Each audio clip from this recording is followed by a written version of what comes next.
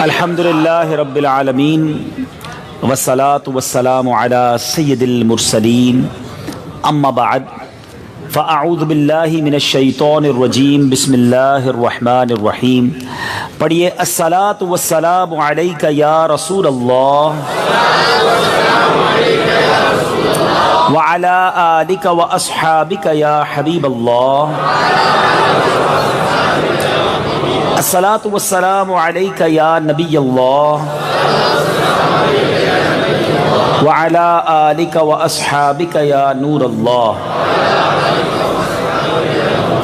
نویت سنت الاعتکاف. میٹھے میٹھے اسلامی بھائیوں اور جو سوشل میڈیا پہ اس وقت مجھے لائیو سن رہے ہیں، آج باب المدینہ کراچی کے ایک ایسے علاقے میں مجھے بیان کرنے کی سعادت مل رہی ہے جس علاقے کو، جس بستی کو اگر عاشقان رسول کی بستی کہا جائے تو غلط نہ ہوگا. ہم جب چھوٹے چھوٹے تھے تو ہمارے والد صاحب ہمیں ربیع الاول کا 12ویں کا چراغا دکھانے لیاقت آباد لایا کرتے تھے، اور اس کے بعد جب تھوڑے بڑے ہوئے اور امیر اہل سنت کے ساتھ اور دعوت اسلامی کے کام کو جس طرح ہم نے لیاقت آباد میں اور اس پورے ایریا میں بڑھتے ہوئے دیکھا، یعنی کئی معاملات میں مجھے اچھی طرح یاد ہے کہ جب پورے کراچی کی بلکہ پورے پاکستان کی کارکردگی بنتی تھی تو پہلے دوسرے نمبر پر لیاقت آباد رہا کرتا تھا.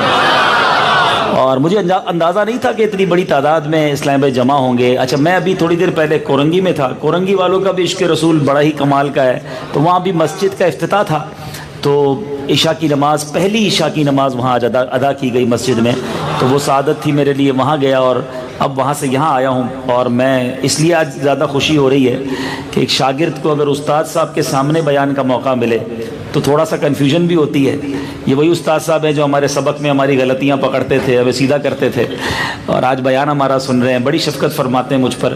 اللہ ایسے علماء میں، ایسے شفیق علماء میں، رقت قلبی والے علماء میں، مخلص علماء میں اور اضافہ عطا فرمائیں. ہمارے مفتی رفیق عباسی صاحب، ہمارے استاذ محترم کا سایہ اللہ ہم سب کے سروں پر تادیر قائم و دائم رکھے.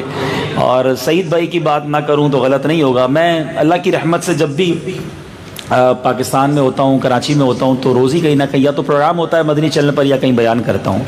لیکن میرا خیال ہے پچھلے 6 ماہ سے جیسا فالو اپ انہوں نے میرے ساتھ کیا ہے، اور جتنا اپنی مسجد انہوں نے مجھے نام لے لے کے یاد کروا دی ہے کہ بھائی میری مسجد میں آپ کب آئیں گے، واقعی آپ سے بڑی محبت کرتے ہیں، آپ سے، اپنی مسجد سے بڑی محبت کرتے ہیں. انہوں نے، یعنی ان کا کمال یہ ہوتا ہے، میں کہیں بیان کرنے جاتا یہ پوسٹر مجھے بھیجتے کہ آپ ادھر جا رہے ہیں، ہماری باری کب آئے گی. میں نے کہا اب آپ کو میں نے تاریخ دینی ہے. تو آج میں نے قرضہ پورا کر دیا ہے، میں حاضر ہو گیا ہوں. ماشاءاللہ یہ بھی میرے، ہم یوں کہا جا سکتا ہے کہ ہم جامعہ ہیں، امجدی ہیں، اور آپ تو ماشاءاللہ یہ استاذ بھی ہیں وہاں پر. تو اللہ ایسے علماء کو اور برکت عطا فرمائے. یہ ایک محبت ہوتی ہے کہ اپنی مسجد میں کوئی ایسا پروگرام رکھا جائے، ایسا اجتماع رکھا جائے. مجھے بلا کر ان کو بظاہر کیا فائدہ ہوگا، لیکن ظاہر ہے کہ وہ یہی چاہتے ہوں گے کہ یہاں مزید ایک رونق ہو، علم دین کی بات پہنچے، دعوت اسلامی کے مدنی کاموں کو فروغ ہو. اللہ اس طرح ہم سب کی محبتوں کو سلامت رکھے. یہ وہ خوبصورتی ہے دین کی کہ انسان خود بھی عالم ہو، خود بھی بیان کر سکتا ہو، مگر وہ کسی اور کو عزت دے. تو یہ وہ اخلاص کی جھلک ہے کہ اللہ تعالیٰ اس سب کی ہم کو برکت نصیب فرمائے. اور ماشاءاللہ انہوں نے نہ صرف مجھ سے تاریخ لی بلکہ انہوں نے مجھے موضوع بھی عطا فرمایا ہے کہ آپ نے اس موضوع پر بیان کرنا ہے. تو میں نے بھی کچھ تیاری کی ہے، تو انشاءاللہ میں اس موضوع پر ضرور عرض کروں گا. پہلے مل کر درود پاک پڑھ لیں. صلو علی الحبیب صلی اللہ تعالی علی محمد صلی اللہ علیہ وسلم. درود پاک پڑھنے کے بے شمار فضائل و برکات ہیں، اور درود پاک کب کب، کہاں کہاں، کیسے کیسے کام آتا ہے. جتنا سنتے ہیں اتنا ایمان تازہ ہوتا ہے کہ کون سا ایسا موقع ہے کہ جس میں درود پاک کام نہیں آتا. وہ کہتے ہیں نا، تعویذ ہر بلا ہے. بڑی مہربانی. تعویذ ہر بلا ہے صلی علی محمد، ہر درد کی دوا ہے صلی علی محمد صلی اللہ علیہ وسلم. ہر موقع پہ کام آنے والا. مگر آج جو میں نے آپ کو فضیلت سنانی ہے، سبحان اللہ، ہم میں سے کون ہے جو نہیں چاہتا کہ دیدار مصطفیٰ نصیب ہو جائے؟ ہے آقا کا دیدار کرنے کے لیے امتی نہ تڑپے تو کس چیز کے لیے تڑپے گا؟ آقا تو وہ ہے، شاعر لکھتے ہیں نا، اے کاش کبھی ایسا بھی ہو خواب میں میرے، اے کاش کبھی ایسا بھی ہو خواب میں میرے، ہوں جس کی غلامی میں وہ آقا نظر آئے. ساری زندگی جن کی غلامی کی ہے، جن کا نام لیا ہے، کبھی تو ان کا دیدار نصیب ہو جائے. سرور کائنات علیہ الصلوۃ والسلام خود ہی اپنی حدیث میں ہمیں طریقہ بتا رہے ہیں، وظیفہ بتا رہے ہیں. آقا علیہ الصلوۃ والسلام فرماتے ہیں جس نے یہ درود پاک پڑھا وہ میری زیارت سے نیند میں مشرف ہوگا، اور جس نے مجھے نیند میں دیکھا، خواب میں دیکھا، وہ قیامت کے روز میری زیارت کرے گا، اور جو قیامت کے روز میری زیارت کرے گا میں اس کی شفاعت کروں گا، اور جس کی میں شفاعت کروں گا وہ میرے حوض سے سیراب ہوگا، اور اللہ اس کے جسم کو آگ پر حرام کر دے گا. آقا کا دیدار تو کیا ہوگا، بگڑی بن جائے گی. سارے کام ہی سیدھے ہو جانے ہیں نا. زیارت بھی ہو گئی تو جناب پھر شفاعت بھی مل جائے گی، اور انشاءاللہ جہنم سے آزادی کا پروانہ بھی. وہ درود پاک کیا ہے؟ بہت خوبصورت درود پاک ہے. میں کوشش کرتا ہوں اس کو 3 بار پڑھوا دیتا ہوں، ہم مل کے پڑھ بھی لیتے ہیں. علماء کے ساتھ پڑھیں گے کیا معلوم آج رات ہی کرم ہو جائے. کرم تو کبھی بھی ہو سکتا ہے نا. آقا جب چاہیں اپنے غلام پر کرم فرما دیں. تو میں پڑھا دیتا ہوں، آپ مل کر پڑھ لیں، ہو سکے تو یاد بھی کر لیں. اللہم صلی علی روح محمد فی الارواح وعلی جسدہ فی الاجساد وعلی قبرہ فی القبور. پہلے میں ترجمہ بتا دیتا ہوں، اب اس کے بعد ترجمے کے بعد پڑھیں گے تو اور لطف آئے گا. اے اللہ درود بھیج ہمارے آقا جناب محمد مصطفیٰ صلی اللہ علیہ وسلم کی روح پر، تمام ارواح میں، اور آپ کے جسم پر، تمام اجسام میں، اور آپ کی قبر پر، تمام قبور میں. ہیں سبحان اللہ. مل کر اللہم صلی علی روح محمد فی الارواح وعلی جسدہ فی الاجساد وعلی قبرہ فی القبور. اللہم صلی علی روح محمد فی الارواح وعلی جسدہ فی الاجساد وعلی قبرہ فی القبور. صلو علی الحبیب تعالی علی محمد صلی اللہ علیہ وسلم. بیٹے اسلامی بھائیوں، آج ایک عجیب و غریب، دل دہلا دے لینے والا میں نے آپ کو واقعہ سنانا ہے.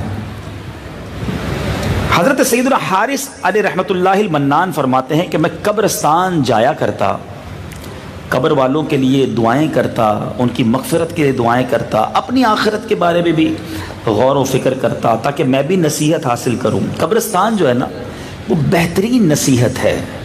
لوگ قبرستان جا کر بھی غفلت کا شکار ہوتے ہیں، ورنہ اگر قبرستان جائیں تو پتہ چلتا ہے کہ ہوئے نامور بے نشاں کیسے کیسے، ہوئے نامور بے نشاں کیسے کیسے، زمین کھا گئی نوجوان کیسے کیسے. جگہ جی لگانے کی دنیا نہیں ہے، یہ عبرت کی جا ہے تماشا نہیں ہے. بڑے بڑے گھر ہیں، گاڑیاں ہیں، پیسہ ہے، مگر سب نے جانا اسی 2 گز کی قبر میں. کہتے میں بھی جاتا تھا اور نصیحت حاصل کرتا، غور و فکر کرتا.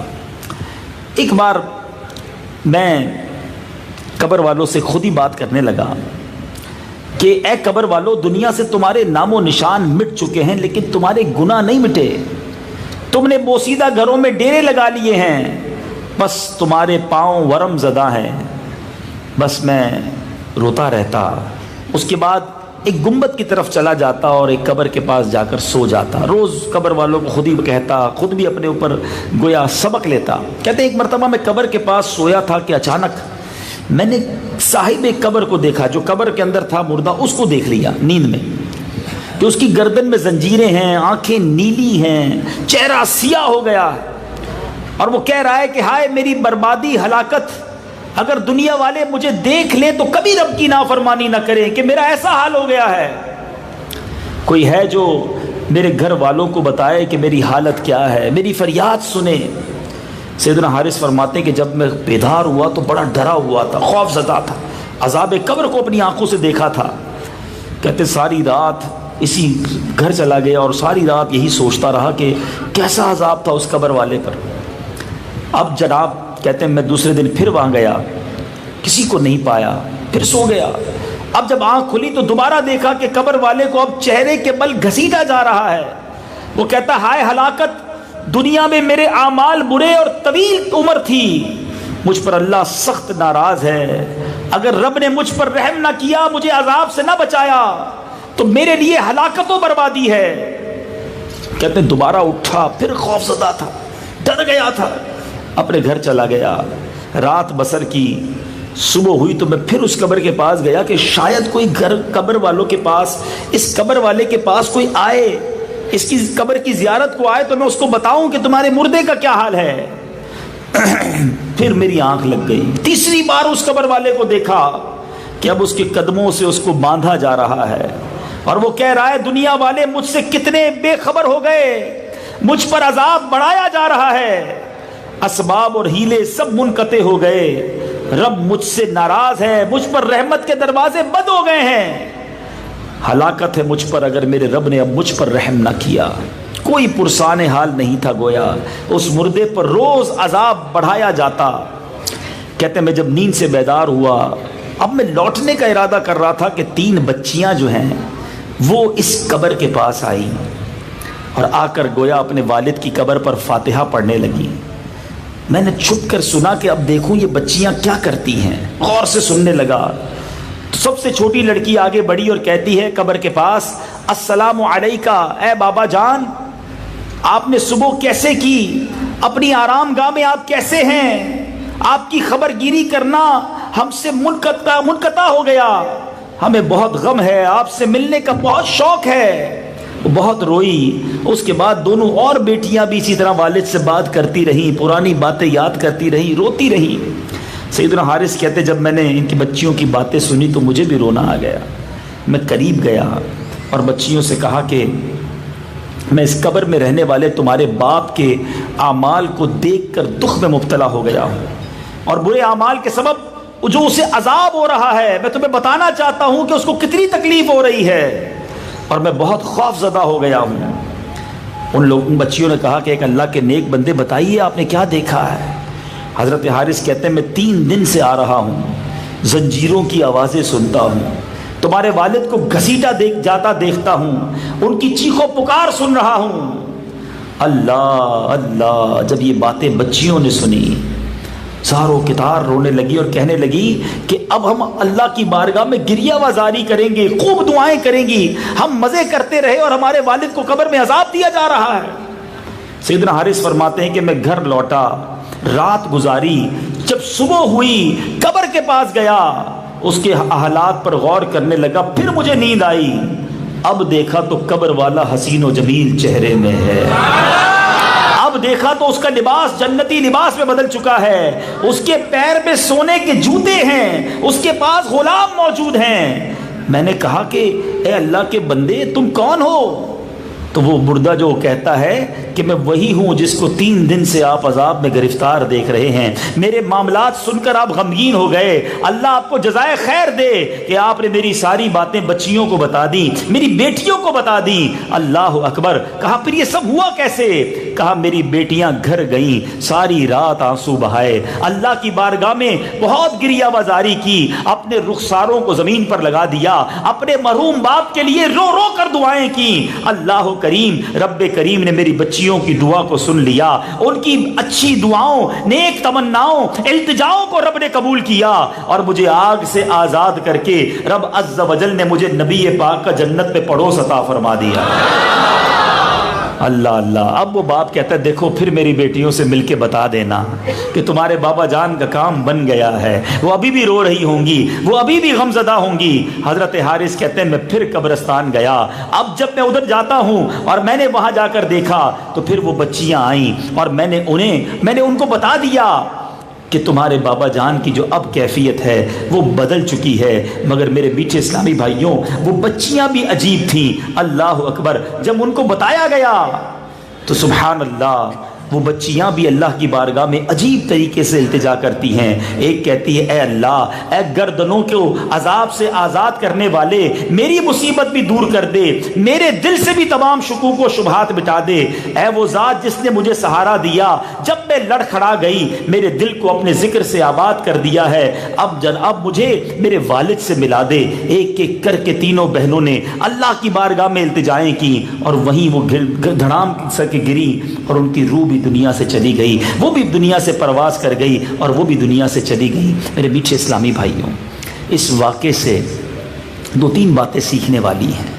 قبرستان تو میں بھی جاتا ہوں، قبرستان آپ بھی جاتے ہیں۔ لیاقت آباد میں رہنے والے جتنے ہیں نا، جو کوارٹرز ہوتے ہیں، ایک بلڈنگ ہوتی ہے، یا کسی بھی کالونی میں جائیں ہمیں اندازہ ہو جاتا ہے کہ اس کالونی میں رہنے والوں کا لائف سٹائل کیسا ہوگا۔ یا سارے مکان مثال کے طور پہ 50 لاکھ روپے کے ہیں، ہم سمجھ جاتے ہیں یار یہاں جو لوگ رہنے والے نا ان کی مالی حیثیت اتنی ہے۔ کچھ کوارٹرز ہوتے ہیں کم قیمت والے، ہم کہتے ہیں یار ان کی لائف سٹائل اس انداز کا۔ کچھ جھونپڑیوں میں رہنے والے ہوتے ہیں، ان کا لائف سٹائل ویسا ہوتا ہے۔ جو بڑی کالونی میں امیر علاقوں میں رہنے والے ہیں، ہم سمجھتے ہیں وہ زیادہ آسائش والے ہیں، مگر قبرستان کا معاملہ ایسا نہیں ہے۔ قبریں ساری ایک جیسی دکھتی ہیں، مگر کسی کی قبر جنت کا باغ ہوتی ہے اور کسی کی قبر جہنم کا گھڑا ہوتی ہے۔ کسی کا کفن جنتی کفن سے بدل چکا ہوتا ہے، کسی کا کفن آگ کا بن چکا ہوتا ہے۔ کسی کی قبر کے اندر جنت کی کھڑکی کھلی ہوتی ہے اور ٹھنڈی ہوائیں آ رہی ہوتی ہیں، اور کوئی بدنصیب اپنے ہی قبر میں آگ میں الٹ پلٹ کیا جا رہا ہوتا ہے۔ کسی کی قبر ایسی دباتی ہے کہ اس کی پسلیاں ٹوٹ پھوٹ کر ایک دوسرے میں پیوست ہو جاتی ہے۔ اے نمازیں چھوڑنے والوں، اے حرام کھانے والوں، اے حرام دیکھنے والوں، اے ماں باپ کو ستانے والوں، اے لوگوں سے چوری کر کے دھمکی دے کر ان کا مال دبا دینے والوں، ہر وہ غلط کام کرنے والوں جس سے رب ناراض ہوتا ہے۔ اگر اللہ ناراض ہوا اور قبر نے دبا لیا، کبھی عید والے دن آپ نے دیکھا ہوگا ہمیں کوئی زور سے دبائے چیخ نکل جاتی ہے، کوئی پہلوان آدمی ہو ایسا لگتا ہے پسلی توڑ دے گا، مگر حدیث کے الفاظ ہیں، پیارے آقا نے اپنے ہاتھوں کو اس طرح کر کے بتایا کہ نماز میں سستی کرنے والوں کو، حدیث پاک کا مضمون ہے، قبر اس طرح دبائے گی کہ اس کی پسلیاں ٹوٹ پھوٹ کر ایک دوسرے میں پیوست ہو جائیں گی۔ یہ ساری قبر کی سٹوری الگ ہے، دکھتا ایک ہی جیسا محلہ ہے، نظر ایک جیسی قبریں آتی ہیں، مگر ہر قبر کی کہانی مختلف ہے۔ سوچنا یہ ہے کہ میں نے اور آپ نے بھی قبر میں جانا ہے، رشتہ دار اس قبر میں اتار کر واپس آ جائیں گے۔ سیدی اعلیٰ حضرت کہتے ہیں نا، ہائے غافل وہ کیا جگہ ہے جہاں 5 جاتے ہیں 4 پھرتے ہیں۔ 4 تو کاندھے پہ اٹھاتے ہیں نا، جاتے 5 ہیں، واپس 4 آ جاتے ہیں، 1 رہ جاتا ہے اور اب اکیلا ہوتا ہے۔ مرنے کے بعد رشتہ دار کہتے ہیں کہ میت نے، مرحوم نے پیچھے کیا چھوڑا، حالانکہ فرشتے بندے کے قبر میں جانے کے بعد کہتے ہیں مرحوم نے آگے کیا بھیجا۔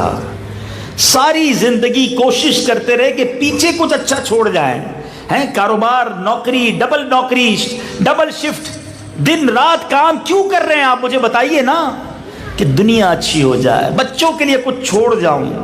ارے پیچھے چھوڑنے کی فکر ہے، آگے بھیجنے کی فکر کب کرو گے؟ جب قبر میں جائیں گے تو ہم اکیلے ہوں گے۔ یہ مردہ جس شخص کا ہم نے واقعہ سنا، گناہگار تھا، عذاب میں گرفتار ہو گیا، لیکن کمال یہ تھا کہ 3 نیک بچیاں پیچھے چھوڑی تھی۔ کیا ہم اپنی اولاد کی ایسی تربیت کر رہے ہیں کہ جو مرنے کے بعد اپنے والد کے لیے، ہمارے لیے دعائے مغفرت کریں، ایصال ثواب کریں؟ آج لوگ ملتے ہیں کہتے ہیں میرا بچہ جو ہے فرفر انگریزی بولتا ہے۔ ارے بڑے سافٹ ویئر آتے ہیں اس کو، موبائل دے دو ابھی آپ کو سارے ڈاؤن لوڈ کر کے بتا دے گا۔ اس کو جناب دنیا بھر کی ویب سائٹ سارے سافٹ ویئر پتہ ہے، موبائل ہینگ ہو جائے میرا بیٹا ٹھیک کر دیتا ہے۔ مجھے بتاؤ ہمارے مرنے کے بعد ہمارا بچہ گوگل، فیس بک، یاہو، واٹس ایپ یہ کھول کر ایصال ثواب کرے گا، یا قرآن پڑھنا جانتا ہوگا تو ثواب کرے گا، ایصال ثواب کرے گا؟ سوچئے نا، قرآن سکھایا اپنے بچوں کو، دین سکھایا، ایسا تیار کر رہے ہو کہ مرنے کے بعد مغفرت کا ذریعہ بنے۔ یہ واقعہ مجھے اور آپ کو یہ درس دے رہا ہے۔ تیسری بات اس واقعے سے سیکھنے کو یہ ملی کہ سب جتنے ادھر بیٹھے ہیں ہم سب کے ماں باپ، دادا دادی، نانا نانی، کوئی نہ کوئی تو چلا گیا نا رشتہ دار. کئی مرحومین چلے گئے، کتنا یاد کیا آپ نے ان کو، کتنا ثواب پہنچایا انہیں. کیا پتا آپ کے کسی رشتہ دار کی قبر میں عذاب ہو رہا ہو مگر آپ بھول گئے انہیں. دیکھو اپنے مردوں کو نہ بھولنا، اپنے مرحومین کا نہ بھولنا، اپنے رشتہ داروں کو نہ بھولنا جو قبر میں چلے گئے. ان کے پاس ایک ہی امید ہے کہ اب انہیں کوئی ثواب پہنچا دے، کوئی دعا کر دے. آج آپ کسی کو بھول گئے ہو، کل آپ کو کوئی یاد نہیں رکھے گا.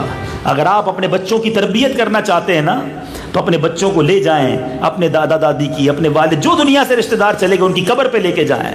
گھر میں فاتحہ کریں، ان کے نام کی کوئی صدقہ خیرات کریں، بار بار کہیں کہ یار میری مرحوم والدہ کے لیے میں یہ دے رہا ہوں. اپنے بچوں کو بتائیں کہ میرے مرحوم والد یہ میرے مرحوم دادا کے لیے میں خرچ کر رہا ہوں. ان کا مائنڈ سیٹ بنے کہ جب کوئی دنیا سے جائے تو اس کے لیے خرچ کرنا چاہیے. کل میں نے بھی جانا ہے دنیا سے، کیا میری اولاد پیچھے مجھے یاد کرے گی کہ نہیں؟ ارے جب میں اپنے مرحومین کو بھول گیا ہوں تو کون مجھے پیچھے یاد کرے گا؟ یاد رکھنا یہ مکافات عمل ہے. آپ دوسروں کا بھلا کریں، آپ تمام مسلمان مرحومین کے لیے دعا کریں، انشاءاللہ آپ کے لیے بھی دعائیں ہوں گی. کمال کی بات تو یہ ہے کہ یہ ماشاءاللہ جو اہل سنت کا طریقہ ہے، میلاد کی محفلیں ہوتی ہیں، اجتماع ذکر و نعت ہوتے ہیں جہاں لوگ ساری اور فاتحہ کرتے ہیں، آقا کی ساری امت کو بھی ثواب پہنچاتے ہیں. انشاءاللہ یہ ثواب پہنچتا رہے گا، ایک دوسرے کے لیے دعائیں ہوتی رہیں گی. اللہ کے کرم سے سرکار کے سارے غلاموں کا بھلا ہوتا چلا جائے گا. خدا اہل سنت کو آباد رکھے، خدا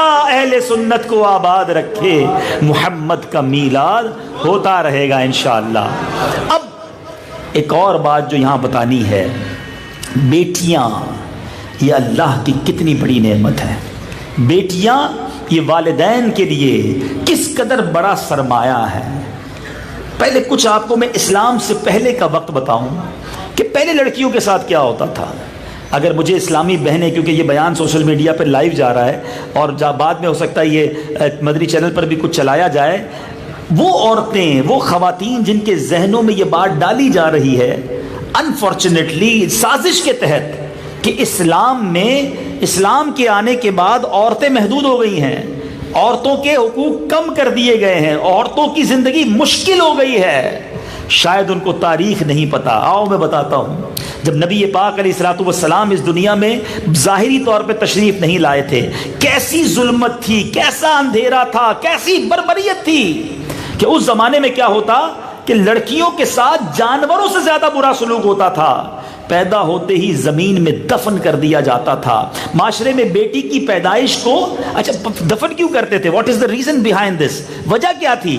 جس کے یہاں بیٹی پیدا ہوتی نا وہ شرمندہ فیل کرتا تھا، لوگ تانے دیتے تھے تیرے یہاں بیٹی ہوئی ہے. یعنی وہ بیٹی ہونے کی وجہ سے وہ سارے معاشرے میں اس کو شرمندگی ہوتی تھی. کئی دنوں تک لوگوں کے سامنے نہیں آتا تھا. جس کی بیٹی ہو جائے نا وہ محلے میں باہر ہی نہیں نکلتا تھا، پتہ نہیں کیا ہو گیا ہے. تو اب اس لیے بیٹی کو بتائے بغیر ہی پیدا ہوتے ہی دفن کر دیتے. اللہ اکبر. سورہ اب قرآن پاک میں اس کا ذکر ہے، پارہ نمبر 14 سورہ نحل کی آیت نمبر 58 and 59 میں اللہ تبارک و تعالیٰ ارشاد فرماتا ہے وَإِذَا بُشِّرَ أَحَدُهُمْ بِالْأُنثَى ظَلَّ وَجْهُهُ مُسْوَدًّا وَهُوَ كَظِيمٌ يَتَوَارَى مِنَ الْقَوْمِ مِنْ سُوءِ مَا بُشِّرَ بِهِ أَيُمْسِكُهُ عَلَى هُونٍ أَمْ يَدُسُّهُ فِي التُّرَابِ الا ساء ما يحكمون. ترجمہ کنزُ ایمان. اور جب ان میں کسی کی بیٹی ہونے کی خوشخبری دی جاتی تو دن بھر اس کا منہ کالا رہتا، اس کا منہ رنگ ہی بدل جاتا تھا اور وہ غصہ کھاتا، لوگوں سے چھپتا پھرتا ہے. اور اس بشارت کی برائی کے سبب کیا اسے ذلت کے ساتھ رکھے گا یا اسے مٹی میں دبا دے گا؟ ارے بہت ہی برا حکم لگاتے ہو. اے میرے میٹھے اسلامی بھائیوں، ایسے پتھر دل لوگ، ایسے معاشرے کے اندر ایسے پتھر دل لوگ موجود تھے جو بچیوں کو دبا دیتے تھے.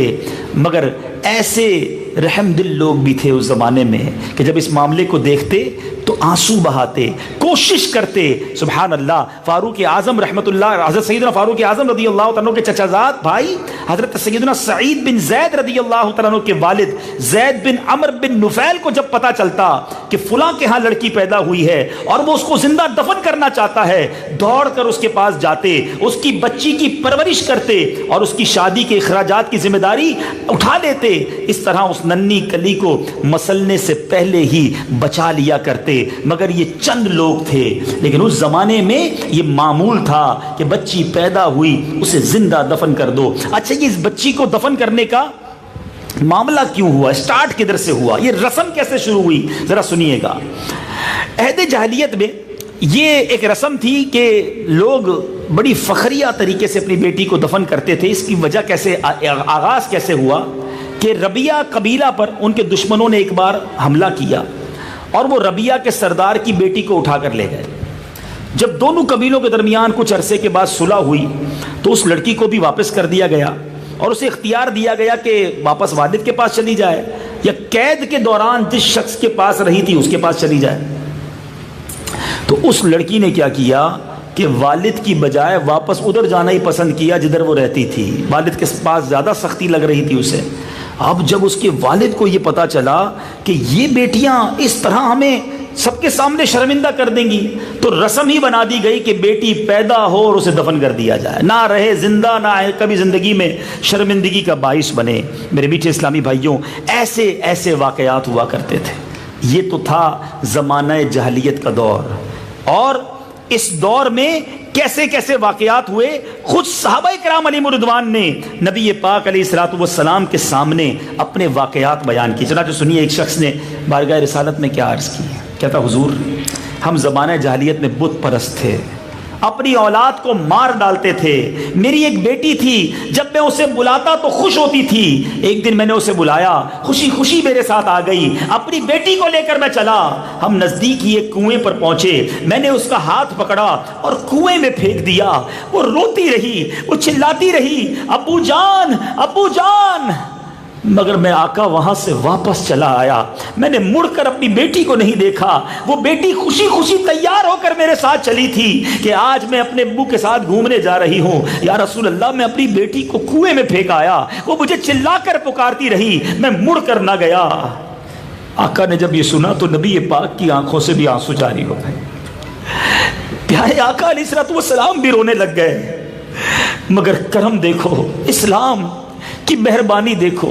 آقا فرماتے ہیں کہ اسلام زمانہ جاہلیت کے کیے ہوئے گناہوں کو مٹا دیتا ہے. چونکہ وہ اسلام لے آئے تھے, توبہ کر لی تھی, اب پشیمان بھی تھے. کریم ہے, وہ معاف کرنے والا ہے. ایک اور صحابی نے عرض کی, حضور جب سے میں مسلمان ہوا ہوں, حضور کلمہ تو پڑھ لیا ہے مگر دل میں ابھی تک اسلام کی مٹھاس کو محسوس نہیں کر پا رہا. مسئلہ یہ ہے حضور کہ زمانہ جاہلیت میں جب میں ایمان نہیں لایا تھا, میری ایک بیٹی تھی. میں نے اپنی بیوی کو حکم دیا کہ اسے عمدہ لباس پہناؤ, ریڈی کرو, تیار کرو. اپنے ساتھ لے کر گیا اور ایک گہرے گھڑے میں پھینک دیا. بیٹی کہتی, ابا جان کیا آپ مجھے قتل کرنے لگے ہیں؟ مگر میں نے اس کے رونے, چلانے, چیخنے کی پرواہ کیے بغیر میں اسے گہرے گھڑے میں پھینک آیا. یا رسول اللہ, جب بھی اپنی بیٹی کا وہ جملہ میرے کانوں میں آتا ہے کہ ابا جان کیا آپ اپنی بیٹی کو قتل کرنے لگے ہیں, اب بھی یاد آتا ہے, میں بے چین ہو جاتا ہوں. لطف نہیں آتا, مٹھاس نہیں مل رہی ایمان کی, میں بے قرار ہوں میرے آقا. پیارے آقا علیہ الصلوۃ والسلام نے فرمایا, اسلام زمانہ جاہلیت میں ہونے والے گناہوں کو مٹا دیتا ہے, جبکہ اسلام کی حالت میں یعنی مسلمان سے سرزد ہونے والے گناہوں کو استغفار مٹاتا ہے. یہ واقعات بڑے پڑے ہیں اسلامی تاریخ میں. مگر اسلام تو کیا آیا, وہ ہم کہتے ہیں نا کہ نور والا آیا ہے, نور لے کر آیا ہے. واقعی نبی پاک ایک ایسا نور لے کر آئے کہ یہ ظلمت, یہ اندھیرے, یہ سب چھٹ گئے. اب بتاتا ہوں, ہیں وہ خاص طور پہ خواتین یا وہ والدین جو مجھے سن رہے ہیں, وہ بھائی جو مجھے سن رہے ہیں جن کی بہنیں ہیں, وہ ماں باپ سن رہے ہیں جن کی بچیاں ہیں, وہ اولاد سن رہی ہے جس کی ماں موجود ہے. سنو, جب اسلام آیا, نور آیا, یہ اندھیرا گیا, آئی نئی حکومت, سکہ نیا چلے گا, عالم نے رنگ بدلا, صبح شب ولادت. جب یہ اسلام میرے آقا تشریف لاتے ہیں सुनो अब इस्लाम ने औरत को क्या मकाम दिया, इस्लाम ने बेटियों को क्या मकाम दिया। नबी पाक अलैहिस्सलातु वस्सलाम फरमाते हैं जिस शख्स की बेटी हो वो उसे जिंदा रखे, दफन ना करे, उसे जलील ना समझे और अपने बेटे पर उसको तरजीह ना दे तो अल्लाह करीम उसे जन्नत में दाखिल कर देगा। सुनते जाओ। ए बेटियों के पैदा होने पर तकलीफ में आने वालों, ये तो काफिरों का तरीका है। आज भी बदकिस्मती से मुसलमान मुंह बन जाता है। आपने कुरान में सुना कि जिसके यहाँ बेटी पैदा होती मुंह काला हो जाता, रंग बदल जाता। आज भी ऐसे बदनसीब और जाहिल मौजूद हैं कि जब उनके यहाँ बेटी पैदा होती है मूड बिगड़ जाता है, रंग तब्दील हो जाता है, बीवी को गालियां देते हैं, और जनाब बुरा भला कहते हैं। अरे क्या बीवी के इख्तियार में है बेटी पैदा करना? ये अल्लाह की देन है। बल्कि आज साइंस, जो साइंस के पीछे भागते हैं, आओ मैं आपको बताता हूं, आज साइंस की तहकीक ये बताती है कि मर्द और औरत में ज्यादा किरदार मर्द का होता है, औलाद बेटी होगी या बेटा। ये साइंस कहती है। हमारा ईमान ये है जिसके नसीब में जो लिखा है, रब ने बेटा लिखा है, सारी दवाएं दुनिया के सारे फार्मूले इस्तेमाल कर लो, मिलना बेटा है। और अगर बेटी लिखी है तो आप टाल नहीं सकते। मगर बिशारतें सुन लो, फजीलतें सुन लो। जो बेटी पर मुंह बिगाड़ते हैं शायद आज शर्मिंदा हो जाएंगे, बल्कि वो आज फख्र महसूस करेंगे जिनको अल्लाह ने बेटी दी है। अल्लाह के हबीब फरमाते हैं बेटियों को बुरा मत कहो। जरा जुमला सुनिएगा, आका फरमाते हैं बेटियों को बुरा मत कहो, मैं भी बेटियों वाला हूं। नबी ये इसमें अफराहियत कितनी है। आका क्या फरमा रहे? मैं भी बेटियों वाला हूं। बेशक बेटियां तो बहुत मोहब्बत करने वालियां, गम गुसार और बहुत ज्यादा मेहरबान होती हैं। अब बताता हूं मैं आपको, वो वालिद जो यहां मौजूद हैं जिनके पास बेटियां हैं, बताओ तुम्हें बेटों से ज्यादा क्या बेटियां प्यार नहीं करती? रात को जाते हो क्या बेटी नहीं पूछती? पानी तुम्हें वो लाके देती है। बड़ी बेटी हो गई है, अपने ससुराल में भी है, जब घर आएगी तुम्हें ज्यादा पूछेगी कि अब्बू जान आप कैसे हैं। अरे बेटियां तो दिल के, वालिद के दिल के करीब होती हैं। सुनो सुनो, इन बेटियों का ख्याल रखना, ये जन्नत में जाने का टिकट है। ये मैं नहीं कह रहा, सरवरे कायनात सल्लल्लाहु तआला अलैहि वसल्लम फरमाते हैं, फरमाया जो शख्स 3 बेटियों, अच्छा सिर्फ बेटियों के लिए नहीं है, खुश नसीब है जिनकी बहनें भी हैं, जो बहनों का ख्याल नहीं रखते वो भी तौबा करें। आका फरमाते जिसकी 3 बेटियां या बहनें हों, हदीस का मजमून है, और वो उनकी अच्छी तरह परवरिश करे, इनको अदब सिखाए, मेहरबानी का बर्ताव करे, यहाँ तक कि अल्लाह करीम उन्हें बेनियाज कर दे, यानी उनका निकाह हो जाए, तो अल्लाह ताला उनके लिए जन्नत वाजिब फरमा देता है। 3 बेटियों की अच्छी परवरिश करके उनकी शादी करवाना, जन्नत वाजिब हो जाएगी। अल्लाह अल्लाह, सहाबा किराम भी कितने कमाल के थे। अल्लाह सहाबा किराम की तुरबतों पर करोड़ों अनवारों तजल्लियात की बारिश बरसाए। हो सकता है कोई मेरा भाई यहाँ ऐसा बैठा हो जो सोच रहा हो यार मेरी तो 3 नहीं है, मेरी 2 बेटियां हैं या मेरी 2 बहनें हैं। अल्लाह अल्लाह, साहबी रसूल अर्ज करते हैं हुजूर अगर किसी की 2 बहनें या 2 बेटियां हों, अल्लाह के हबीब फरमाते 2 हो तब भी जन्नत वाजिब हो जाती है। अच्छा मुझे याद है जब सबसे पहली बार मैंने ये हदीस पढ़ी, तो मैं अभी पूरी हदीस नहीं पढ़ी थी, तो मैं सोचने लगा यार मेरी तो 1 बेटी है, 3 वाले को जन्नत, 2 वाले को जन्नत। अल्लाह अल्लाह, एक सहाबी खड़े हुए कि हुजूर किसी की 1 बेटी हो। कैसा प्यारा सवाल कर लिया, अपना काम हो गया ना। अल्लाह के हबीब से पूछा हुजूर 1 बेटी हो, नबी पाक फरमाते 1 भी हो तब भी जन्नत वाजिब हो जाती है। बेटी की पैदाइश पर मूड खराब करें, लड़ाई करें, मुझे बताइए ना, ये जन्नत में ले जाने वाली फजीलत और किसके लिए हासिल है? और अल्लाह जानता है कि अगर बेटियों की परवरिश सही कर दी जाए तो ये कल की माँ बननी है, ये कल एक और नस्ल को चलाएगी। आपने अपनी बच्ची को नेक बना दिया, ये बच्ची कल माँ बन जाएगी। जब माँ बनेगी तो अपने बच्चों की अच्छी तरबियत करेगी। ये ऐसा दरख्त लग जाना है, ये ऐसा गुलशन बनना है जो आपके लिए सवाब जारिया का बाइस होगा। सुनो सुनो, अब जब बच्ची पैदा होती है ना, लोग बेटे की पैदाइश पर मिठाई बांटते हैं, तोहफे बांटते हैं। फिर किसी के यहाँ बच्ची पैदा हो तो बाहर से पता चलता है, पता चला उसके यहाँ बेटी हुई। अरे बेटी हुई बताया नहीं, कोई मिठाई नहीं, अरे बस यार बेटी हुई थी क्या बताना। अस्तगफिरुल्लाह, तुम्हें पता नहीं जिसके घर में बेटी पैदा हो उस घर में फरिश्ते जियारत को आते हैं। हाँ, मैं नहीं कह रहा, हदीस सुनाने जा रहा हूं, सुनो ना। अल्लाह के हबीब अलैहिस्सलातु वस्सलाम फरमाते जब किसी के यहाँ लड़की पैदा होती है, अल्लाह करीम उसके घर फरिश्तों को भेजता है, यानी तुम्हारे घर में फरिश्ते आएंगे जब बच्ची आएगी। सुनो, और फरिश्ते क्या कहते हैं? ए घर वालों तुम पर सलामती हो। फरिश्ते उस बच्ची को अपने परों के साए में ढांप लेते हैं اور اس کے سر پر ہاتھ پھیرتے ہوئے کہتے ہیں یہ کمزور جان ہے جو ایک کمزور جان سے پیدا ہوئی ہے، جو شخص اس کمزور جان کی پرورش کی ذمہ داری لے گا تو قیامت تک مدد خدا اس کے شامل حال رہے گی۔ اچھا لوگ کہتے ہیں یار شادی کا کیا ہوگا، بچی ہو گئی، اب اس کی ابھی پیدا ہوئی ہے، شادی کرنی 20 سال، تم بھی زندہ رہو گے 20 سال؟ پیدا تم نے کیا، رب نے کیا۔ عجیب ٹینشن ہے ہماری، ہم بڑے عجیب لوگ ہیں۔ 5 سال 10 سال بچی پیدا ابھی ہوئی، اس کے کھانے پینے کی فکر تو کیوں مٹھائی بانٹی، یہ تو بڑا ہو کے میرا سہارا بنے گا۔ کیا نظر نہیں آتے ایسے بیٹے جو ماں باپ کو مار کے گھر سے نکالتے ہیں، ماں باپ کو اولڈ ہاؤس پہ ڈال کے آ جاتے ہیں؟ کیا ہر بیٹا تمہارا فرما بردار بنے ضروری ہے؟ ہر بیٹا تمہارا دست و بازو بنے ضروری ہے؟ کیا بیٹا ماں باپ کو گھر سے نکالتا نہیں؟ بیٹے کی شادی کروا دو، یہی بیٹا کل ماں باپ کو آنکھیں دکھا رہا ہوتا ہے۔ سارے ایسے نہیں ہوتے، مگر ایسے بھی تو ہوتے ہیں نا۔ تو پہلے ہی پلان کر لیا آپ نے کہ یہ بیٹی جناب میرے لیے بوجھ بن جائے گی۔ میں جانتا ہوں ایسے کئی کروڑ پتی لوگوں کو جانتا ہوں جن کا ایک بیٹا نہیں ہے، مگر وہ کہتے ہیں بیٹی اللہ دیتا رہا، اللہ مال بھی ساتھ دیتا رہا۔ جیسے کہتے ہیں میری بیٹیاں تو ایسا لگتا ہے خزانے کی کنجیاں ہیں، ایک بیٹی تھی اتنے پیسے تھے، آج 4 بیٹیاں ہیں، ایک بیٹی نہیں، اللہ نے کروڑوں پتی بنا دیا۔ تو کس کے نصیب سے اللہ دیتا ہے ہم نہیں جانتے۔ دیکھیں ایک بڑی پرابلم ہے ہمارے اندر جو ہے نا، ایک بڑا عجیب سا پرابلم یہ ہے، اللہ کرے ہم اس کو نکالنے میں کامیاب ہو جائیں، وہ یہ ہے ہم اس چیز کی فکر کرتے ہیں جو ہمارا کام ہی نہیں ہے، جو ہمارے ڈومین ہی نہیں ہے۔ ہم ٹینشن اس کی لے رہے ہیں جو ہمارا کام ہی نہیں۔ مثال کے طور پر رزق دینے کا وعدہ اللہ نے کیا ہے، ہم سب کو ٹینشن ہے پتہ نہیں اگلے مہینے کیا ہوگا، اگلے سال کیا ہوگا، 5 سال بعد کیا ہوگا۔ اللہ کے بندے، جس طرح تیری موت تجھے ڈھونڈ کر پہنچتی ہے اس طرح رزق بھی تیرے گھر تک پہنچے گا۔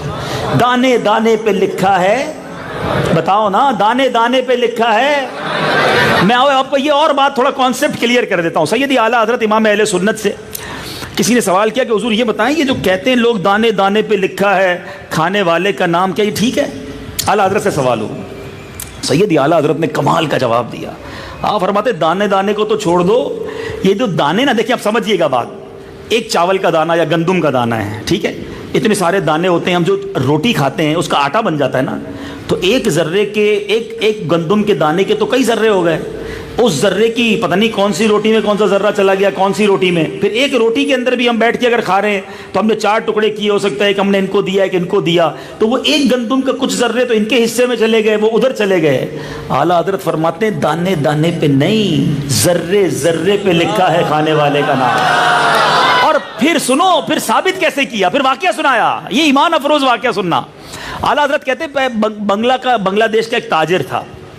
اچھا بنگالی لوگ، میرے بنگلہ بھائی جو ہوتے ہیں وہ چاول زیادہ شوق سے کھاتے ہیں، تو کہتے ہیں تاجر تھا، بڑا بیپاری تھا، اس نے ایک بار کھانا کھا رہا تھا، اس کو زور کی چھینک آئی اور وہ دانہ جو ہے نا اس کے سر میں جا کر، چاول کا ایک دانہ پھنس گیا پیشانی میں جا کر، بڑی تکلیف، ڈاکٹر کو دکھایا، علاج کروایا، نہیں نکلا، کئی دن نکل گئے، مہینے گزر گئے، اب اس نے بھی کہا یار نہیں نکلتا، نہ نکلے، عادت ہو گئی، پھنس گیا اوپر، ٹھیک ہے، بھول گیا وہ بھی۔ اعلیٰ حضرت کہتے ہیں کئی سالوں کے بعد وہ بنگالی تاجر مکہ پاک پہنچا، کعبے کو دیکھا، زور کی چھینک آئی، جب چھینک آئی تو وہ دانہ نکل کر کعبے میں جو مطاف ہے طواف کرنے کی جگہ ادھر گرا، جیسے ہی گرا ایک کبوتر آیا اٹھا کر وہ دانہ لے گیا۔ اس کبوتر کا نام لکھا تھا اس دانے پر، سالوں سنبھالتا رہا، ادھر پہنچا کر اسے ملا۔ اور ہم تھوڑے پیسے زیادہ کے لیے حرام کی طرف جاتے ہیں، یار ساری زندگی نوکری کروں گا تو پیسے والا بن ہی نہیں سکتا ہے، میں اپنا گھر تو لے ہی نہیں سکوں گا مزدوری کر کے، کوئی نہ کوئی ڈنڈی مارنی ہی پڑے گی، شارٹ کٹ کرنا ہی پڑے گا، کوئی حرام کام کرنا ہی پڑے گا، تب پیسے والا بنوں گا۔ یہ بے وقوفی ہے تمہاری، جو نصیب میں لکھا ہے وہ دنیا کی کوئی طاقت تم سے چھین نہیں سکتی، اور یاد رکھنا جو نصیب میں نہیں وہ تمہیں کوئی دے نہیں سکے گا۔ تو اسی طرح اگر بیٹی مل گئی ہے نا تو جو رزق تمہارے مقدر میں ہے وہ مل کر رہے گا، بیٹے کی وجہ سے وہ انکریز نہیں ہو جائے گا۔ اللہ نے بیٹی دی ہے نا، وہی اسباب کرے گا، وہی خالق ہے، وہی مالک ہے۔ وہ میری بیٹی بعد میں ہے، رب کی بندی پہلے ہے، اللہ نے پیدا کیا ہے اسے، مخلوق ہے اس کی۔ تو ہمت میں رہا کرو، حوصلے میں رہا کرو۔ سنو ایک اور حدیث پاک، نبی پاک فرماتے ہیں جو اب بچیوں کی فضیلت دیکھو، بازار سے لاتے ہیں پہلے نئی چیز، کس کو دیتے ہیں گھر میں؟ ہے میرا بیٹا، میرا لال، ہیں یہ میرا وارث ہے، میرے دل کا ٹکڑا، بچیاں سائڈ، تم سائڈ پہ ہٹو. نہیں جناب، دیکھو اسلام، اے میری بہنوں جو مجھے بعد میں سنو، یہ ہے اسلام. تمہاری عزت کیسی بڑھائی اسلام نے. اللہ کے حبیب فرماتے جب بازار سے کوئی چیز، نئی چیز لے کر آئے، پیارے آقا جب لاتے تو کیا کرتے، اور پیارے آقا میں ترغیب دے رہے ہیں کہ جو بازار سے اپنے بچوں کے لیے کوئی نئی چیز لائے تو ان بچوں پر صدقہ کرنے والے کی طرح ہے. یعنی جب بچوں کو کھلاتے ہو یہ صدقہ ہے تمہارے لیے. اور آقا فرماتے اسے چاہیے کہ بیٹیوں سے ابتدا کرے، پہلے بیٹیوں کو دے، کیونکہ اللہ تعالیٰ بیٹیوں پر رحم کرتا ہے. جو شخص اپنی بیٹیوں پر رحمت و شفقت کرے وہ خوف خدا میں رونے والے کی مثل ہے. جو اپنی بیٹیوں کو خوش کرے اللہ تعالیٰ قیامت کے دن اسے خوش فرما دے گا. کیا بیوٹیفل، کتنا خوبصورت مذہب ہے ہمارا کہ بچیوں کو خوش کرو، بچیوں کو حصہ دو. آج ورثہ نہیں دیتے ہیں، مرنے کے بعد کہتے بھائی باپ نے تو کر دی نا بچیوں کی شادی، ان کو گھر دلا دیا، سونا دلا دیا، اب سارا ہمارا ہے. یاد رکھو جو شریعت کا حکم ہے اگر آپ نے وہ حق دبا لیا، ٹھیک ہے بہنیں بیچاریاں کچھ نہیں کر پاتی، مگر قیامت کے دن ایک ایک روپے کا حساب دینا ہوگا. اور جس نے یتیم کا مال دبایا، یتیم کا مال مثل مال وقف ہے. اللہ کی راہ میں جو مال وقف کیا جاتا ہے یہ اس کی طرح ہے. یتیم کا مال دبانے والا برباد ہو جائے گا. بلکہ یہاں تو افسوس یہ ہے بھائی تو بعد میں ظلم کرتے ہیں، ادھر والد کا بھی ذہن بنا ہوا ہوتا ہے بس بھائی اب بیٹیوں کا کچھ نہیں ہے، جو بھی ہے میرے بیٹوں کا ہے. کیوں بھائی بیٹوں کا ہے؟ بیٹیاں انسان نہیں ہیں، اس کو ضرورت نہیں پڑ سکتی؟ تو کبھی بھی اپنی بیٹیوں کو ڈی مورلائز نہ کریں، انہیں جناب دھتکاریں نہ، انہیں بالکل جس کو کہنا سائڈ پہ نہ لگائیں، ان کو ہمت دیں، حوصلہ دیں، دعائیں لیں ان سے. جن کی بچیاں ہیں وہ بچیوں کو خوش رکھیں، جن کی بہنیں ہیں وہ بہنوں کو خوش رکھیں. اور اگر آپ شادی شدہ ہیں اور آپ کے یہاں بچی ہو جائے، اب کبھی اپنی بیوی کو تانا مت دینا، کبھی اپنی بیوی کو برا بھلا مت کہنا. اس بیچاری کے ہاتھ میں ہے کیا وہ بیٹی پیدا کرے یا بیٹا پیدا کرے. خدا کی قسم کبھی سوچا آپ نے کہ بچہ پیدا کرتے وقت ماں کس تکلیف سے گزرتی ہے؟ اس تکلیف سے گزرنے کے بعد وہ تانے بھی سنے گی.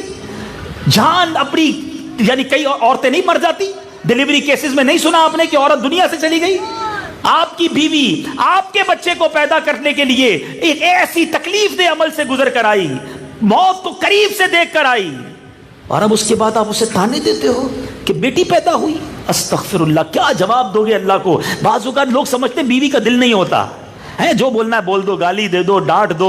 اور عورت کے بارے میں مشہور کیا ہے نا پیر کی جوتی ہے. کدھر سے پیر کی جوتی ہے؟ عورت سر کا تاج ہے کیونکہ ماں کا رتبہ پاتی ہے. عورت کے پیر جنت کی چوکھٹ کہا گیا، جس نے ماں کے پیروں کو چوما اس نے جنت کی چوکھٹ کو چوما. کہاں سے عورت پیر کی جوتی ہو گئی؟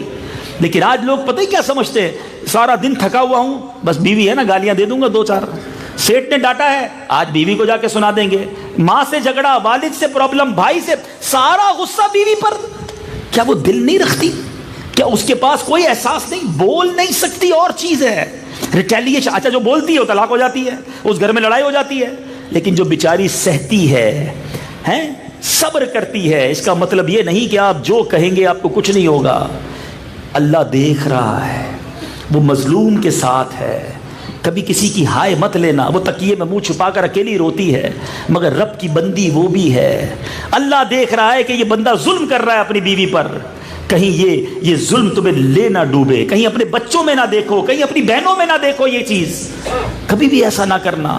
ہم جس نبی کا کلمہ پڑھتے ہیں وہ اپنی ازواج سے محبت کرتے تھے، پیار کرتے تھے، ان کے لیے گھر کا سودا سلف لے کر جاتے تھے. پیارے آقا بی بی عائشہ صدیقہ رضی اللہ تعالیٰ عنہ اور دیگر ازواج کے ساتھ کھانا پکانے میں ہاتھ بٹاتے تھے. اور آج ہم کہتے ہیں کھانا تیار کرو، کھانا گرم نہیں ہے، نمک زیادہ ہے، نمک کم ہے، چائے ٹھنڈی ہے. ارے بیوی ہے، عورت ہے یا کمپیوٹر ہے؟ اس سے غلطی نہیں ہو سکتی. روزہ رکھتے ہم ہیں اور سمجھتے ہیں اس نے روزہ نہیں رکھا. رمضان میں جو اس بیچاری کا حال ہوتا ہے، کبھی گرمیوں کے اندر کچن میں جا کر پکا کر دیکھو، پھر پتا چلے گا کہ تکلیف کس کا نام ہے. اور اس کے بعد بھی تانے سنے. کچھ شوہر تو جناب ان کا کام ہی ایک ہے کہ روز کوئی نہ کوئی کھانے میں عیب نکالنا ہے، کسی نہ کسی بات میں جناب ظلم کرنا ہے. نہ کرو ایسا. اللہ دیکھ رہا ہے، وہ نرم دل لوگوں کو پسند کرتا ہے، وہ رحم دل لوگوں کو پسند کرتا ہے. ایک کمال کی حدیث ہے، کمال کی بھی ہے اور دل دہلانے والے بھی ہے. اللہ کے حبیب فرماتے ہیں جو رحم نہیں کرتا اس پر رحم نہیں کیا جائے گا، جو معاف نہیں کرتا اسے معاف نہیں کیا جائے گا. اے بات بات پر لڑنے والوں، اے بات بات پر ڈانٹنے والوں، اے بات بات پر سزا دینے والوں سنو، تمہیں لگتا ہے میرے سامنے غلطی کی میں کیسے چھوڑ دوں؟ ٹھیک ہے آج تم کر لو، کل پھر تمہیں بھی معاف نہیں کیا جائے گا، کل تمہاری بھی غلطیاں پکڑی جائیں گی، کل تمہیں بھی سزا دی جائے گی، پھر کدھر جاؤ گے؟ ایک آخری بات، اگر گھر چلانا ہے نا تو معاف کرنا ہوگا، درگزر کرنا ہوگا، دل بڑا رکھنا ہوگا۔ میں دنیا بھر میں جاتا ہوں، لوگ ملتے ہیں کہتے ہیں بیوی روٹھ کے چلی گئی ہے، طلاق تک نوبت آ گئی، یہ دعا کر دیں۔ میں ایک ہی جملہ کہتا ہوں، نرم ہو جاؤ، معاف کرنے والے بنو۔ کہتا ہاں غصہ تو میں بھی کرتا تھا، سارے برتن تو نے توڑے، لڑائی جھگڑے سارے کر لیے، مار کٹائی تو نے کر لی، آج کہتا ہے بیوی گھر چلی گئی۔ نرم ہو جانا تھا نا، کب تک سہتی؟ میں نہیں کہتا سارے ہی مرد غلط ہوتے ہیں، عورتیں بھی ایسی ہوتی، میری بہنیں بھی مجھے سن رہی ہوں گی۔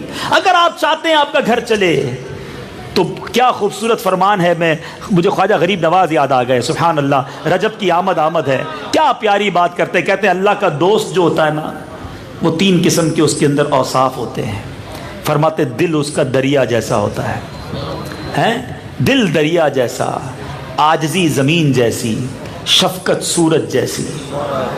اب ذرا سمجھو اس بات کو، بزرگ جو ہوتے ہیں نا وہ ایک ہی جملے میں ساری بات کہہ جاتے ہیں۔ سورج صبح نکلے گا نا، کیا صرف امیروں کو روشنی دے گا؟ غریبوں کو بھی دے گا نا؟ صرف مسلمانوں کو روشنی دے گا؟ سب کو دے گا، سب پر روشنی برسائے گا۔ اگر آپ شفقت ایسی کر لینا کہ سب کے ساتھ اچھے ہو جائیں، یہ میرا گرائی ہے، یہ ہمارے محلے والا ہے، یہ میرا رشتہ دار ہے، یہ میرا دوست ہے، اس کے ساتھ تو بڑا اچھا برتاؤ ہے، وہ میرے سسرال والا ہے، ابھی بتاتا ہوں اس کو، وہ فلاں محلے والا ہے، وہ فلاں پارٹی والا ہے۔ عجیب لوگ ہیں ہم، ہمارا مزاج ہی لوگوں کو دیکھ کر تبدیل ہوتا ہے کہ ان کی برادری، ان کا بول چال، ان کا خاندان دیکھ کر نہیں۔ جو اللہ کا دوست ہوتا ہے وہ سورج جیسا شفیق ہوتا ہے، سب کے لیے مہربان، سب کے لیے اچھا۔ اور فرمایا دل دریا جیسا، دریا کو دیکھا اپنے، نالا بھی آ جائے، بارش بھی آ جائے، سب کو اپنے رنگ میں رنگ کر نکل جاتا ہے۔ اگر گھر چلانا ہے نا تو دل دریا جیسا کر لو۔ کبھی ماں کی بات بری لگ جائے گی، کبھی بیوی کی بات بری لگ جائے گی، کبھی بہن کا کوئی جملہ اچھا نہیں لگے گا، کبھی والد صاحب تھکے ہوئے ہوں گے تو ڈانٹ دیں گے، ہر بات کو نوٹ کرو گے، ہر بات پر ناراض ہوگے، ہر بات پر لڑائی کرو گے تو پھر گھر نہیں چلنا۔ گھر چلے گا درگزر کے ساتھ، دل دریا جیسا کر لو۔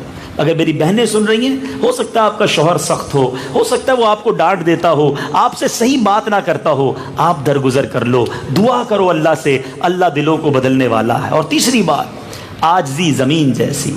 زمین اس وقت ہم سب کے کہاں ہے؟ پیروں کے نیچے ہے، جس کو چاہے پیروں تلے روند کے چلا جاتا ہے۔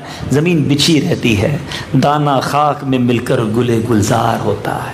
بچھ جاؤ، نرم ہو جاؤ، شفیق ہو جاؤ، پھر دیکھو اللہ کیسے اپنا دوست بناتا ہے۔ تو اللہ کرے دل میں اتر جائے میری بات، میرے آقا کا اپنی بیٹی سے کیسا برتاؤ تھا۔ سبحان اللہ، سبحان اللہ۔ سنو، لوگ کہتے ہیں بیٹی کی عزت دوستوں کے سامنے، رشتہ داروں کے سامنے، سنو اللہ کے نبی علیہ الصلوۃ والسلام۔ ہاں ایک اور خوبصورت بات، پیارے آقا کی جو مبارک بیٹی ہیں، ویسے تو ساری بیٹیاں کمال کی ہیں اور اللہ تعالیٰ کی بارگاہ سے بہت بڑا مرتبے والی ہیں، مگر خاتون جنت، سبحان اللہ، آپ جنتی عورتوں کی سردار، مگر آپ جو ہیں پیارے آقا علیہ الصلوۃ والسلام میں سے شکل و صورت اور عادات و اطوار میں سب سے زیادہ جو قریب تھی وہ بی بی فاطمہ خاتون جنت تھی۔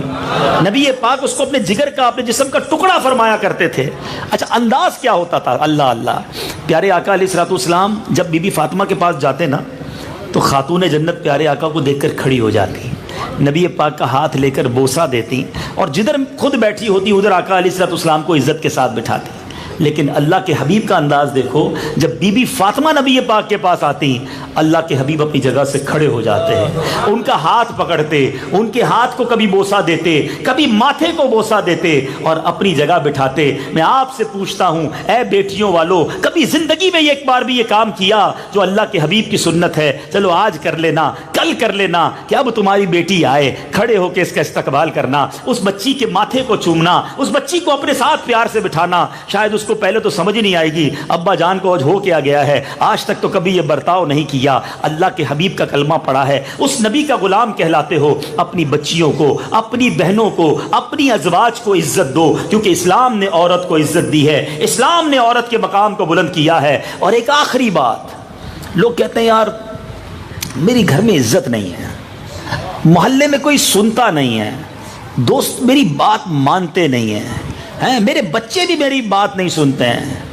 ایک فارمولہ دے دوں، اور یہ دنیا کا انٹرنیشنلی جس کو کہنا ثابت ہوا فارمولہ ہے. عزت دو گے تو عزت ملے گی، پیار دو گے تو پیار ملے گا. آپ جانور کو پیار دے کے دیکھ لو نا، جانور آ جائے گا آپ کے قدموں میں، نہ آپ کی بولی سمجھتا ہے نہ آپ کے خاندان کا ہے. ارے جانور پیار کرو تو قدموں میں آ جاتا ہے، یہ تو پھر بھی انسان ہے. پرابلم یہ ہمیں پیار دینا ہی نہیں آتا. میرے بزرگ بیٹھے، میں ہاتھ جوڑ کے، کئی بزرگ سفید داڑھی سفید بال، کہتے ہیں میرے بچے سنتے ہی نہیں ہیں، ہر بار مجھے جناب جواب صحیح نہیں دیتے. پیارے بزرگوں، آپ کیا کرتے ہیں گھر جا کر خود اپنے بارے میں چیک کر لیں.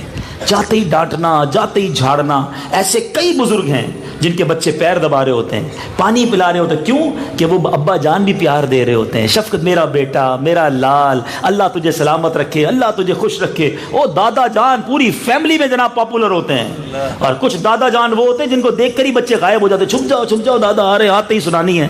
کانٹے لگے ہوئے ہوتے ہیں کئی بزرگوں میں، معذرت کے ساتھ. وہ مسجد میں آتے تو پرابلم ہو جاتی ہے، نمازی پرابلم. بچے مسجد کے بچے بھاگ جاتے ہیں، چاچا جان آ گیا بھائی ٹھیک نہیں ہے. خود سوچیں آپ نفرتیں پھیلا کر محبتیں نہیں لے سکیں گے. آپ تکلیف پہنچا کر راحت نہیں لے سکتے. آپ پھول بن جائیے، خوشبو خود ہی آنا شروع ہو جائے گی. آپ میٹھے بن جائیے، مسکراہٹ خود ہی آنا شروع ہو جائے گی. پرابلم یہ جتنے لوگ بیٹھے ہیں، آپ اگر فیل کرتے ہیں میری اس بات کو کہ یار میری خاندان میں عزت نہیں ہے، میری دوستوں میں عزت نہیں ہے، بچے میری بات نہیں مانتے، اللہ کی قسم یہ فارمولہ یوز کر لو. آپ سب کو محبت دینا شروع کرو، سب کو عزت دینا شروع کرو، اللہ آپ کو عزت دینا شروع کر دے گا. سب آپ کو پیار دینا شروع کر دیں گے. آپ کو ایک مثال دیتا ہوں، ٹھیک ہے؟ اب میں مسکرا رہا ہوں، مجھے دیکھ کر آپ کے چہروں پہ کیوں مسکراہٹ آ رہی ہے؟ انسان کو مسکراتا دیکھے خود ہی مسکرانے کو جی چاہتا ہے. یہ وہ ہے، کرنٹ ہے. آپ مسکرائیں سامنے والا خود مسکرائے گا. آپ میٹھے ہو جائیں سامنے والا خود نرم ہو جائے گا. آپ غصے میں آ جائیں سامنے والا سینے چڑھا لے گا. یہ کنیکٹیوٹی ہے. آپ کی مرضی ہے آپ کیا دیکھنا چاہتے ہیں. یہ لوگ ہیں نا آئینہ ہے ہمارے سامنے. میں اچھا ہوں تو سب اچھے ہو جائیں گے، میں میٹھا بن جاؤں سب میٹھے بن جائیں گے، میرے اندر غصہ ہے سارے لڑنے لگ جائیں گے. اب آپ کی مرضی ہے، اللہ کرے دل میں اتر جائے میری بات. تو بہرحال آج کے اس مختصر بیان میں ہمارے علامہ صاحب کی فرمائش پر، ان کے حکم پر، اور مجھے بھی بڑا اچھا لگا. امید ہے کہ اس موضوع سے ہم سب کو فائدہ ہوگا کہ بیٹیوں کی اہمیت پر بات کی جائے، بہنوں کی اہمیت پر بات کی جائے. ہمارا اسلام، ہمارے آقا علیہ الصلوۃ والسلام کی تعلیمات کیا ہیں اس پر بات کی جائے. اور اگر میرا کوئی بھائی جو یہاں بیٹھا ہے، جو بعد میں اس بیان کو سنے یا لائیو اس کو سوشل میڈیا پہ سن رہے ہیں، اپنے والدین، اپنے بھائی بہن، اپنی زوجہ، اپنی بچیوں پر اگر سلوک اچھا نہیں کر رہے تو آج سے اچھا سلوک شروع کر دیجئے. بلکہ میں ایک اور بات بتاؤں، امیر اہل سنت نے تربیت فرمائی اور کمال کی تربیت فرمایا کہ میرے بچے جب بالغ ہوئے نا، امیر اہل سنت فرماتے ہیں، تو میں اپنے بچوں کے بالغ ہونے کا انتظار کرتا رہا کہ یہ بالغ ہو جائیں. کیونکہ بچہ جب چھوٹا ہو نا اور آپ اس کا دل توڑ دیں، اس پر ظلم کریں، ایک تو ہوتا ہے ماں باپ سمجھانے کے لیے تھوڑی سختی کر لے، اس کی شریعت اجازت دیتی ہے، ایک کہ ناحق ظلم کر دیں، تکلیف پہنچائیں انہیں، تو اب وہ بچہ نابالغی کی صورت میں معاف نہیں کر سکتا، اپنے حقوق معاف نہیں کر سکتا. جب وہ بالغ ہوگا نا تو اپنے حقوق معاف کرے گا. تو امیر علیہ السلام فرماتے ہیں جب میرے بچے بالغ ہوئے تو میں نے بچوں کو جمع کر کے ان سے معافی مانگی کہ اگر آج تک تمہارے بچپن میں نے تمہیں کوئی ایسا کام کیا جو مجھ پر گناہ بن گیا یا تمہاری حق تلفی ہوئی، مجھے اللہ کے لیے معاف کر دو. یہ ہے تربیت. اپنے بچوں سے، اپنی بیوی سے معافی مانگنے میں انسان چھوٹا نہیں ہو جائے گا. آپ بولے میں شوہر ہو کر بیوی سے معافی مانگوں، کتنی بار دل توڑا ہوگا ہم نے، کتنی بار اس کو آنکھوں میں آنسو آ گئے ہوں گے. لیکن امیر علیہ سنت فرماتے ہیں اگر شوہر نے بیوی کا دل توڑا ہے، ظلم کیا ہے تو معافی مانگنی پڑے گی. باپ نے بیٹے پر ظلم کیا ہے تو باپ کو معافی مانگنی پڑے گی. اور آگے سنو کیا فرماتے ہیں، پیر نے مرید پر اگر ظلم کیا ہے تو پیر کو مرید سے معافی مانگنی پڑے گی. یہ ہے اسلام. شاید سمجھ نہیں آ رہی ہوگی بات. ارے پیر اور مرید کی کیا حیثیت ہے؟ سرور کائنات خود اپنے غلاموں سے فرمایا کرتے جس کا جو آتا ہے مجھ سے بدلہ لے لو. یہ ہے اسلام. سمجھو اس بات کو. دل معافی مانگنے سے دل چھوٹا، بندہ چھوٹا نہیں ہوتا. مجھے اچھی طرح یاد ہے ایک جگہ میں بیان کیا، اسی طرح کا بیان تھا معافی پر، درگزر پر. 2 دن بعد کافی اس میں بزنس مین بیٹھے تھے. 2 یا 3 دن بعد مجھے ایک مل اونر کا فون آیا، کہتے آپ سے بات کرنی ہے. میں نے کہا جی بتائیں. کہتے اس دن بیان آپ نے کیا اور بیان میں کہا کہ اگر اپنے نوکر کا دل دکھایا ہے، ظلم کیا ہے تو معافی مانگ لو ورنہ قیامت کے دن وہ پکڑ لے گا۔ کہتا ہے میں نے اسی دن اپنے نوکر کو، اپنے جاب کرنے والے کو سب کے سامنے بہت سنایا تھا، وہ رو پڑا، میں نے اس کو بڑی گالیاں، بڑا برا بھلا کہا تھا۔ اب جب سے آپ کا بیان سنا ہے مجھے نیند نہیں آ رہی، میں سوچ رہا ہوں کہ میں معافی سیٹھ ہو کر نوکر سے کیسے مانگوں۔ بس آج میں نے ہمت کی، اس اپنے امپلائی کو، اپنے یہاں کام کرنے والے کو بلایا اور سب کے سامنے میں نے اس سے معافی مانگ لی۔ میں نے کہا 2 دن پہلے، 3 دن پہلے میں نے تمہیں بہت ڈانٹا تھا، تمہاری آنکھوں میں آنسو بھی آ گئے تھے، مجھے اللہ کے لیے معاف کر دو، قیامت کے دن میں پکڑا نہ جاؤں۔ کہتا ہے بس میں نے یہ معافی مانگ لی، مجھے ایسا لگا میرے سر سے کئی من بوجھ اتر گیا ہے، میں نے شکریہ کے لیے آپ کو فون کیا ہے۔ یقین کریں مجھے بھی بڑا مزہ آیا، میں نے اس کو مبارکباد دی، میں نے کہا تم نے ہمت کر کے اچھا کیا، اگر ادھر نہ مانگتے نا معافی تو ادھر پکڑے جا سکتے تھے۔ تو آج اب میں پتہ نہیں ہوتا ہم صبح و شام کتنوں کا دل توڑ رہے ہوتے ہیں۔ درگزر کیجئے، معافی مانگ لیجئے، کوئی بات نہیں، اللہ کی رضا کے لیے معافی مانگ لیجئے۔ ہماری میمنی میں ایک بڑا پیارا جملہ ہے نا، جو نمیوں وہ اللہ کے گمیوں، جو جھک جاتا ہے وہ اللہ کو پسند آ جاتا ہے۔ تو نم جاؤ نا، جھک جاؤ، انشاءاللہ اللہ بڑا کریم ہے، اللہ آپ کی عزتوں کو بلند کرے گا۔ اللہ تعالیٰ مجھے اور آپ کو اس پر عمل کرنے کی توفیق عطا فرمائے۔